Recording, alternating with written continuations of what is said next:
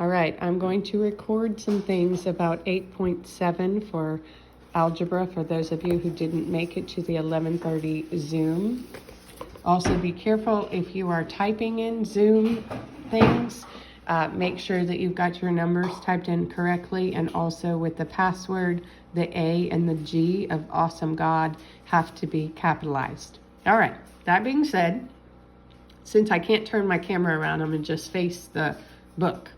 All right, so this is going over this exponential property. All right, so for example, if you have the square root of x right here, that is the same thing as having a 1 on the exponent of the x, and they can rewrite it as a rational fraction of x to the 1/2. It's very similar, to, let me come over here, when we had like x to the -1, that's the same thing as 1 over x. Has nothing to do with a negative value. It just pulls this down. So whenever you have something like this, x to the 2nd power and the 8th root, we'll call this the index, you would write that as x to the 2nd power, because of that, over 8. Now this fraction really doesn't have anything to do with the fraction. It has to do with the meaning of what you're doing here. So also on the same note that you're going to be doing, this can be reduced to this.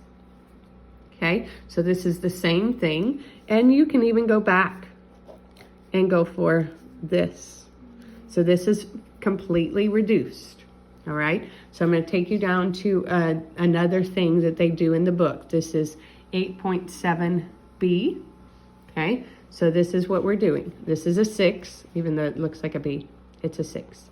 So this is 7 squared because the book was 49, but we want to write it in prime factorization, so using prime numbers with exponents. So then this is 7 to the 2nd over 6.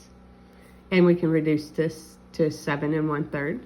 And we can rewrite like this. And that's where they ended in the book.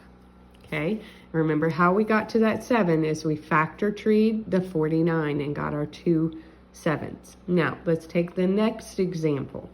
So we have the 4th root of 9. Don't pay attention to this 3 and 3 yet. And a squared and b to the 4th. Okay, so we want to break down our 3 times 3, okay, and we're going to rewrite it. So 3 to the 2 over 4, okay, and then I went ahead and reduced, so that's 1 over 2. Then we have a to the 2nd over the index 4, okay, and I went ahead again and reduced. This is, I didn't really write that, but this should be a 1. So this would be a to the 1/2. And this, b to the 4th, and the 4th, and notice they match. So then you can reduce that to 1. When you have b to the 1, it's not going to be in that radical. And just to note, this is not part of that b. So we pull the b out because it was just b to the 1. And then we have 3 to the 1/2, which means 3 is under the radical. Remember, when there's no number here, what is that number? You're right, it's 2. If you said another number, just pretend you said 2. And then a, this is 1/2, so there's 1a. I don't put the 1. If you had it, if you wanted to put it, it's not wrong. Okay, and then that's under the radical, and that's where they get their final answer on that. Okay, so then go to the next page in your book to 296. They cover some multiplication and dividing. All right, so we come over here and they have this multiplied right here. So then we change it to fractions, x to the 3/4, x to the 1/2. But remember, I'm going to remind you over here. Okay, this is what I did on the Zoom call. X to the 2nd times x to the 3rd. Remember what we did with these exponents when our bases were the same?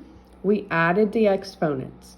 Okay, we're going to do the same, but remember when you add fractions, you cannot add fractions without getting a common denominator. So I changed it to 2/4.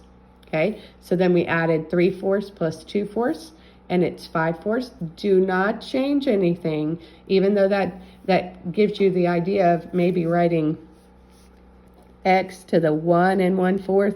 You don't want to do that, okay? Although some of you who know what that means, you would be okay doing it. So we're going to write it like this, okay? X to the 5th and raised to the 4th root, okay? Sorry, this is kind of shaking. And then I break this apart to x to the 4th times x to the 1. Remember, if there's no number there, it's 1. Okay, so I bring it down here and I bring out this, because the 4th root of x to the 4th, when those numbers match, you can pull it out. This is what we did all last week and the week before, I believe. And notice your simple x, it stayed in there. And don't forget your index number. Okay, so that's what they did. A reminder, when you're dividing and you have the same base, remember when we did that, we did 2 minus 1.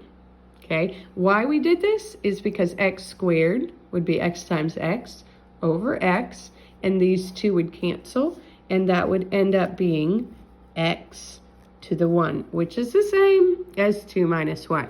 Okay, so we're going to go to another thing.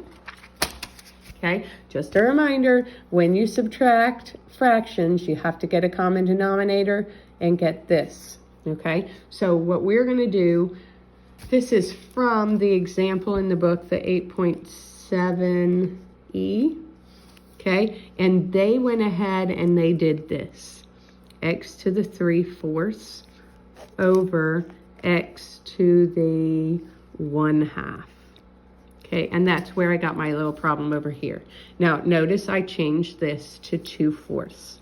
And why do we change this? Because we need a common denominator. So we did 3/4 minus 2/4, and we got 1/4. So we put it back on our x, okay? And then I wrote it like this.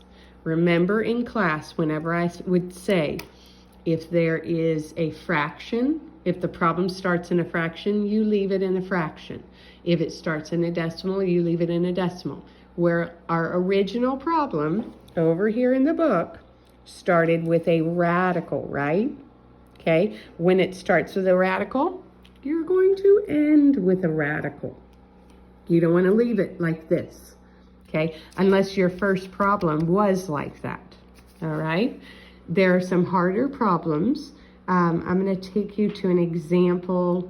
Oh, let me go over real quick. The first two sections, very simple. They're the first part of that section.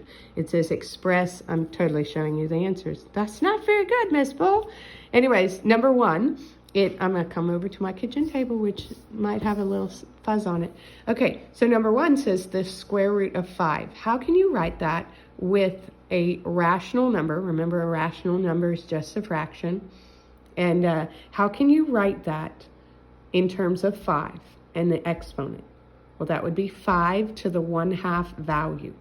Okay, so that sounds kind of funny, but that's what you would be writing as your answer. Okay, the next one, the group of 7 and 8, you're going to go backwards. So they give you the rational number as the exponent, and you're going to put it in radical form. Okay, number 11, I'd like to work with you.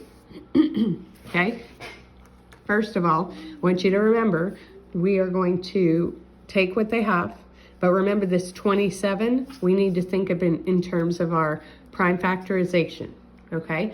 So I actually brought it over here and rewrote it in radical form so you can see this. And this is totally shorthand, okay? But 27 is a 3 and 2 other 3s. So it's basically 27, remember, is 3 times 3 times 3, right?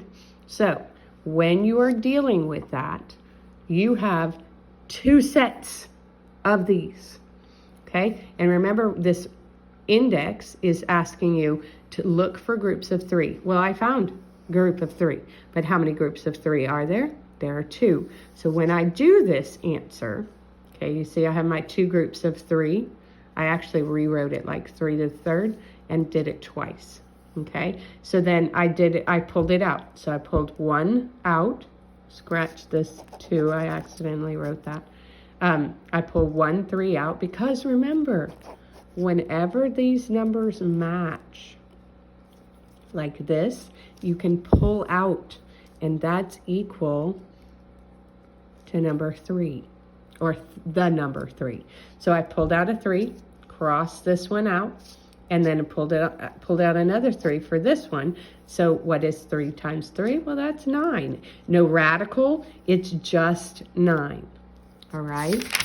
There are some more problems. I'm not going to go into them. If you need to work specific problems, then you can give me a call. I will go over some of the, like I'll even show you some of the work for some of them.